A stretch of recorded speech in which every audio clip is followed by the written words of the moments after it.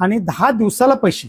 आज बाकीचं जर बघितलं, शेतीचं जर बघितलं तर तुम्ही 1 वर्षांना 1.5 वर्षांना तुमचं उसाचं बिल येते, इथं बाकी 10व्या दिवशी तुमच्या हातात पैसे येणार। आणि त्याच पद्धतीने एक स्टेबल इन्कम देणारा व्यवसाय म्हणून ह्या व्यवसायाकडे बघितलं जाते। 365 दिवस एकसारखे पैसे मिळवून देणारा हा व्यवसाय। तर नक्कीच तुम्ही जर चांगल्या जातीवंत एक 4-5 गायी किंवा 4-5 म्हशी जर पाळल्या तर नोकरीपेक्षा जास्त पैसे या ठिकाणी तुम्ही मिळू शकता। बऱ्याच जणांची अशी मनस्थिती आहे की व्यवसाय करायचा आहे पण म्हशी घेऊ की गायी घेऊ काही समजत नाही, त्यांना काय सल्ला द्या? तर ह्याच्यामध्ये म्हशीच्या दुधाला डिमांड खूप आहे आणि जे मार्केटमध्ये जे बघितलं तर म्हशीच्या दुधाला डिमांड खूप आहे। म्हशीच्या दुधाचे तुमच्याकडे 10 ऑप्शन आहेत। म्हशीच्या दुधाचे उपपदार्थ तुम्ही बनवू शकताय किंवा बाहेर जर मार्केटमध्ये बघितलं तर म्हशीच्या दुधाला खूप डिमांड आहे। गाईच्या दुधाचा दर हा इंटरनॅशनल मार्केटमध्ये पावडरचे रेट काय चालू आहेत, बटरचे रेट काय चालू आहेत, ह्याच्यावरती गाईच्या दुधाचा रेट ठरत असतो। आणि गेली 5-6 वर्ष झालं हे पावडरचे आणि बटरचे रेट टोटली डाऊन आहेत।